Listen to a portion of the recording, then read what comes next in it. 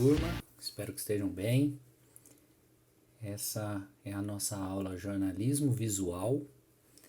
Vou comentar rapidamente sobre o texto que eu enviei anexo por e-mail, Conceito, Fundamentos e as Três Dimensões do Jornalismo Visual, do professor doutor Luciano Guimarães, que foi publicado na revista Comunicação Midiática em 2013.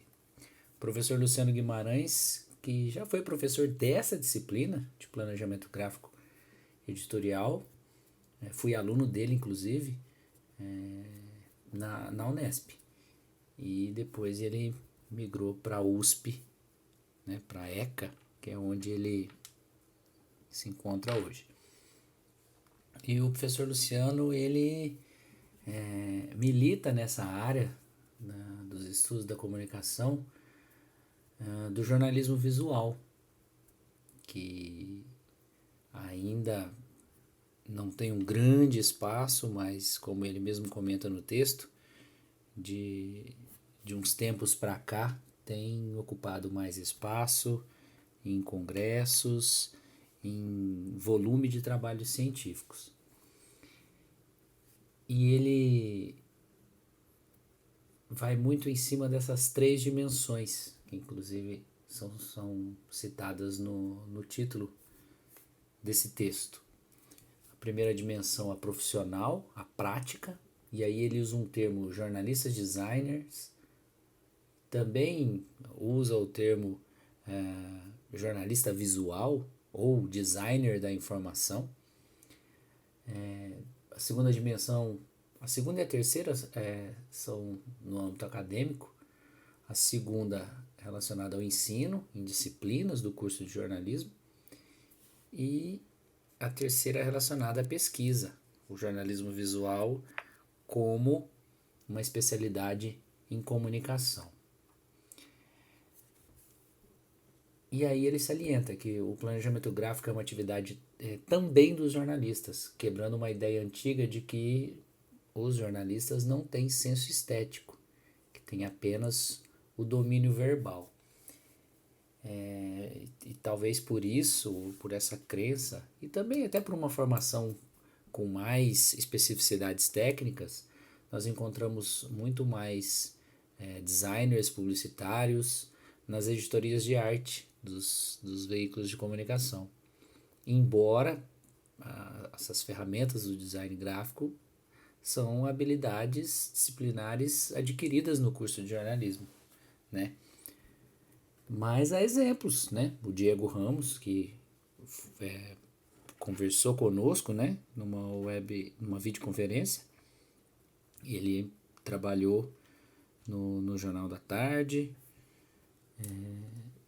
no Jornal Destaque, como diagramador, e ele é formado em jornalismo. E a gente conhece alguns outros casos aqui e ali, mas de qualquer forma, cada vez mais, e aí a gente não está falando só do impresso, o diálogo entre texto e imagem pede do jornalista conhecimento, enfim, que ele saiba pensar o conteúdo além do texto. E vale o mesmo para os designers, vale o mesmo para os profissionais de design, formados em design, em publicidade, enfim. O André Marcondes, que é a nossa videoconferência da aula 8, mencionou que ele, designer, procura se manter muito bem informado, principalmente para ele saber sobre o que ele está diagramando, o que ele está colocando ali no layout da página, né? Para não ser simplesmente um executor de um conteúdo que chegou às suas mãos, e ele sabendo do que se trata, ele vai pensar melhor numa foto, ele vai pensar numa infografia, ele descreve tudo isso lá, o quanto ajuda. Então, acho que independentemente se quem vai trabalhar com a mão na massa ali da composição visual é o jornalista ou o designer, essa sinergia e um conhecer o ofício do outro ali no ambiente do veículo de comunicação é importante. Falando ainda da dimensão profissional, o jornalista não é um profissional exclusivamente do texto, mas deve ter domínio de múltiplos códigos de comunicação. Isso o professor Luciano reforça no texto também, que a gente já tinha comentado na tela anterior. Por quê? Cada vez mais a edição das imagens incorpora outros valores à notícia, né? Uma imagem pode pautar um texto, inclusive. O André comentou conosco que às vezes chega uma foto às mãos da equipe que está fazendo o fechamento da capa e fala, essa é a foto da capa. E aí uma foto verticalizada, ela mexe com toda a estrutura da capa, mas ela se impôs, né?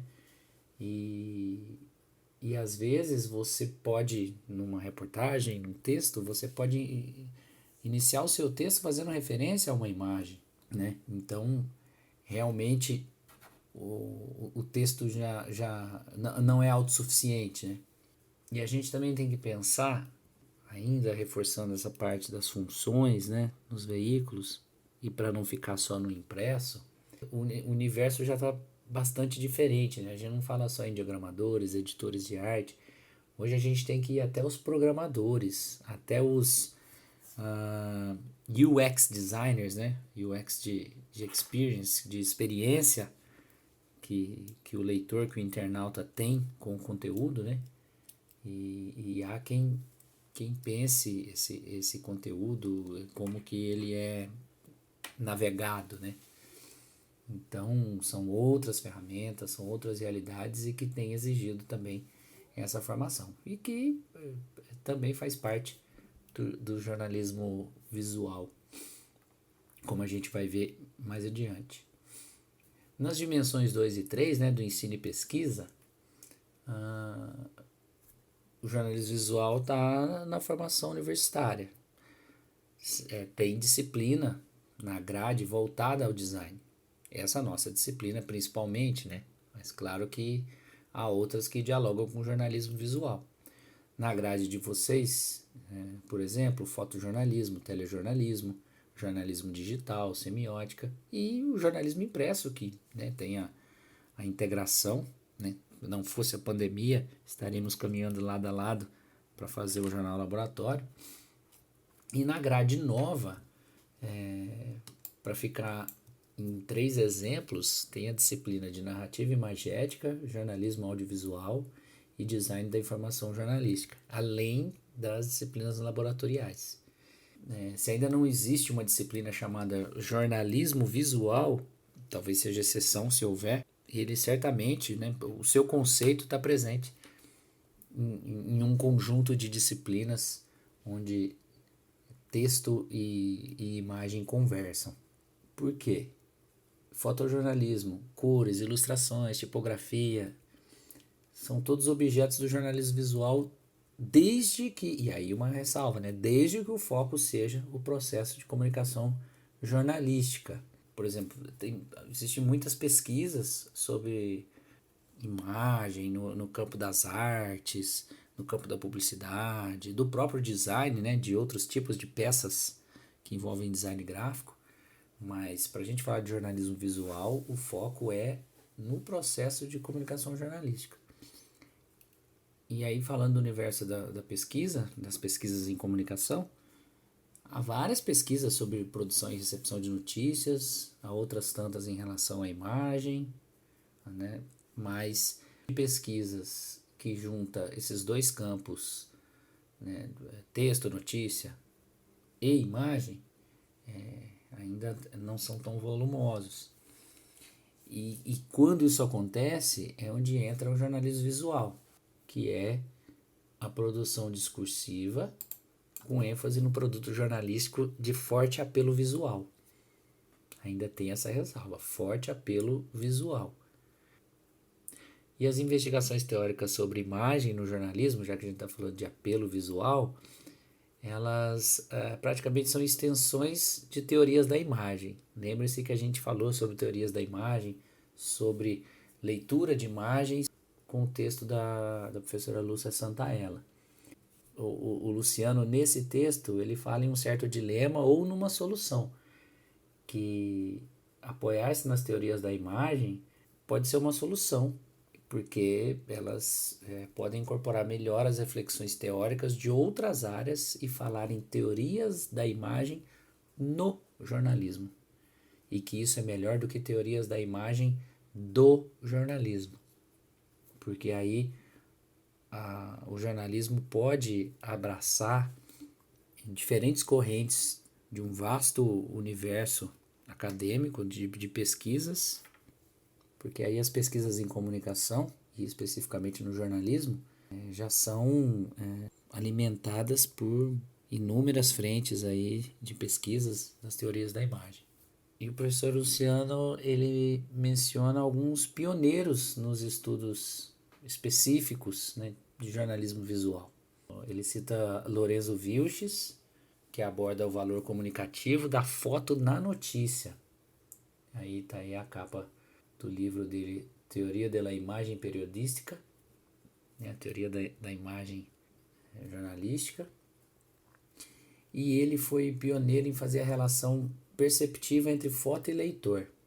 Também tem um outro livro dele, não esse segundo aí, essa capa cinza, que ele estudou diversas mídias, impresso, TV e cinema. Ele tem uma vasta produção de investigação em comunicação e ele chegou a abordar, né, mais recentemente, a migração digital. Ele fala da fusão de novos e antigos meios de comunicação, que envolve linguagem, novas culturas, novas formas narrativas, comportamento dos usuários rodeados ou imersos por imagens.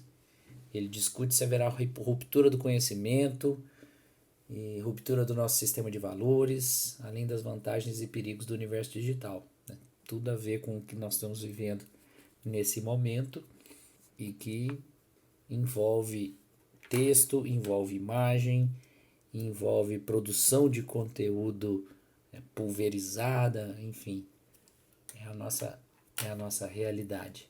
E o professor Luciano cita também, entre vários autores, entre vários pesquisadores, o Norval Baitello Júnior, e o conceito de iconofagia. Segundo ele, ora as imagens devoram o ser humano, ora o ser humano devora as imagens, falando sobre uma proliferação desequilibrada das imagens. O Baitello que cita abordagens das teorias da imagem no campo da comunicação. As coisas que ele estudou são muito condizentes com esse nosso momento atual, de imediatismo, das imagens viajando pela rede. O texto cita como crise de visibilidade. O Baitello diz que as imagens nos dominam e que nos dominam no universo da mídia. Ele alerta que a sociedade absorve signos e símbolos rapidamente, com pouca reflexão, e o Luciano ressalta que a cultura e a comunicação são indissociáveis. Daí a gente está falando comportamento de leitor, comportamento de espectador, de internauta, de consumo, e tudo isso guiados pelas imagens. O professor Luciano Guimarães também menciona a sua obra, né, que é muito relevante. Quando ele lançou esses dois livros, ele era ainda professor da Unesp, e são dois livros a respeito da cor como elemento importante para a constituição da linguagem do jornalismo visual. Sobretudo o segundo livro, As Cores na Mídia, analisa o uso da cor nos produtos jornalísticos. Bom, depois dessa passada nas 3 dimensões, um reforço sobre o conceito do jornalismo visual, que é a incorporação do material jornalístico verbal com imagem e uma organização espaço-temporal ditada pelo design gráfico em um conjunto significante delimitado pelo suporte de determinada mídia. Então, seja essa mídia um jornal impresso, uma revista, um telejornal, um canal de YouTube, qualquer produto audiovisual, uma videoreportagem, etc. É preciso que haja essa mídia que acomode esse material jornalístico produzido a partir de texto e imagem. E a imagem é fundamental nesse contexto do jornalismo visual. Ele abrange toda a produção de informação que tem a imagem como elemento fundamental. Aí na tela, dois exemplos aleatórios e recentes. O jornal argentino Clarín, né, que tem uma composição visual bem definida aí e que chama a sua atenção. Uma foto recortada ali no topo, uma foto mais abaixo que ocupa uma boa proporção, né, da página, e à direita os recursos visuais ao fundo dos apresentadores do Jornal Nacional. Isso é destacado no texto, que esse tipo de informação, apesar de ser uma informação de fundo, ela é complementar ao conteúdo que está sendo falado pelos jornalistas e que isso faz parte da composição e que tem tudo a ver com o conceito de jornalismo visual. Porém, o Luciano destaca que algumas pessoas entendem ou resumem o jornalismo visual à infografia, e não é, já estamos falando aí nas telas anteriores de vários exemplos, mas deixa escapar que o infográfico é a nata do jornalismo visual, porque é o melhor exemplo dessa composição, desse casamento perfeito entre texto e imagem, e daquilo que um planejamento visual, um planejamento gráfico mais preza, né? Que é construir uma orientação do olhar por equilíbrio, por estética dos elementos, destacando informações. Aí, principalmente o infográfico, ele cria valores que não são possíveis no texto verbal. Aí temos 3 exemplos naquele veículo de guerra ali no canto da tela, né? Aquela coisa que é muito típica da infografia, que é você cortar uma imagem em camadas para você explicar, né? Ou é na primeira ali que fala de polinização, de flores, de abelhas. Você vê que tem uma legenda de cores, tem uma descrição de características a partir dessas referências visuais que foram criadas. Bom, aí um pouquinho de resgate histórico, que é mencionado inclusive no texto, que uma das principais referências brasileiras de um projeto gráfico pensado para valorizar a organização espacial e estética foi o Jornal do Brasil, no ano de 1957. Inclusive, entre a equipe que foi montada para essa reformulação gráfica, havia um coordenador que era artista plástico, o Amilcar de Castro. E essa reorganização, ela é um reflexo da chegada da TV. Então, chega um veículo novo com o apoio principal na imagem. Então, a partir dali, claro, com influências externas, o jornal foi se modificar. Aí vocês percebem que uma edição do Jornal do Brasil de 1900 e de 1956 tem pouquíssima diferença, né? Muito texto, uns fios separando ali as colunas, e de repente, né, depois da reformulação, já um apelo nas imagens, aí uma capa de 1959, mas a reformulação a partir de 1957. Essa eliminação dos fios, o que acaba valorizando os espaços brancos das páginas, também dando um pouco de respiro em outros pontos, uma diagramação mais organizada, separando, né, as chamadas, porque antes, de 56, você vê que parece um texto corrido. Em algum momento você vai ter ali um intertítulo que vai mudar de assunto, e praticamente você lê o jornal na capa, né? Aí aqui em 59 você já tem uma capa que tem introduções, mas que te levam até o interior do jornal, mas que principalmente te atrai pela imagem. E a partir da segunda metade da década de 70, de 1970, né? A gente já tem que falar anos 1970, porque daqui a pouco já estamos em 2070, do jeito que o tempo corre.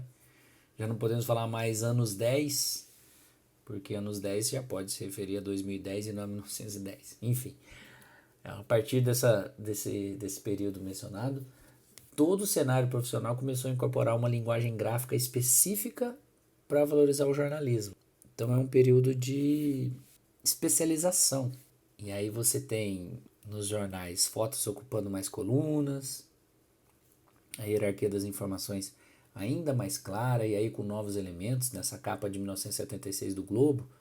Não vai dar para vocês verem com exatidão, mas tem resultados da loteria esportiva, já aparece aquilo que eu falei lá na primeira aula, né? Itens de prestação de serviço, já na capa. E eu estava pesquisando nas capas do Globo dessa época, a logo, né, a marca ou o Globo, ela passeia pela capa, ela não fica sempre ali no canto superior direito, não. Dependendo da foto, dependendo da montagem, dependendo do peso da manchete, ela ia para o lado esquerdo, ali até para o centro, ela passeava ali nessa área superior da capa. Da Folha de São Paulo, olha só, são 5 colunas, né, e 3 delas ocupadas por 2 fotos e que ocupam quase que a totalidade da altura da página, né? Então é realmente um apelo na imagem. Isso uma capa de 1979. E o Jornal da Tarde, essa capa histórica, né? Depois da derrota do Brasil para a Itália na Copa da Espanha em 1982, e que certamente muitas capas que vieram em anos posteriores acabaram influenciadas por essa, né? De a imagem falar por si, praticamente você não precisar de uma manchete ou de um texto introdutório. Para não falar só de jornais, né? Ainda nesse período, a revista Placar, que foi lançada em 1970, tinha fotos produzidas, principalmente nos anos 80. Tinha fotos produzidas, pensadas para a capa, ou pelo menos a pauta, né? O repórter fotográfico já ia para a pauta pensando em uma foto que rendesse capa.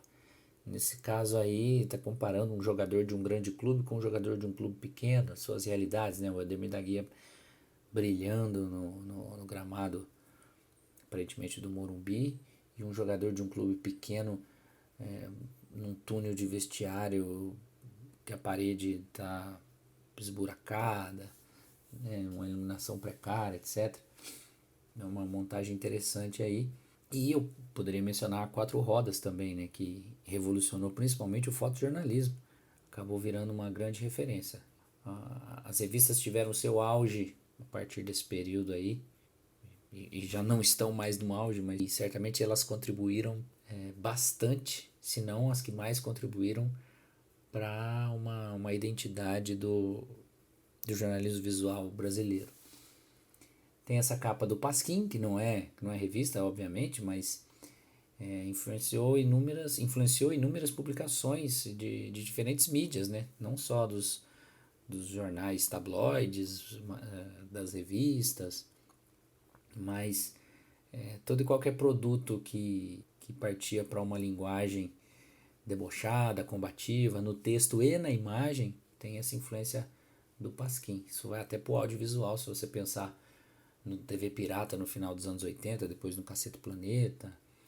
As capas dos jornais de hoje que estão dando umas cutucadas na nossa crise política, na pandemia, isso tem alguma referência, né? Não só do Pasquim, mas é um exemplo que eu trago aqui. E essa capa icônica de Veja de 1980, quando John Lennon morreu, é um exemplo, é mais um exemplo do apelo da imagem como protagonista da informação, e ela tem influência na revista americana Time, até porque o fundador da Veja, Roberto Tivita, se inspirou na Time para fundar a Veja. Ele inclusive trabalhou por um período numa sucursal da Time no Japão, depois resolveu fundar a Veja, e no histórico da revista, de outras revistas de informação, a imagem é a protagonista das capas. E para finalizar, o professor Luciano Guimarães, nesse texto, faz 2 reforços que eu acho importante. que o jornalismo visual tem que ir além da descrição de métodos e técnicas. Então, às vezes a gente fala de design gráfico ou fala de técnicas de redação, enfim, mas é um repertório que vai muito além disso para essa composição. E que o jornalismo visual tem que habilitar para o potencial informativo da imagem. E aí o alerta dele é que existe uma grande responsabilidade por trás de uma intenção.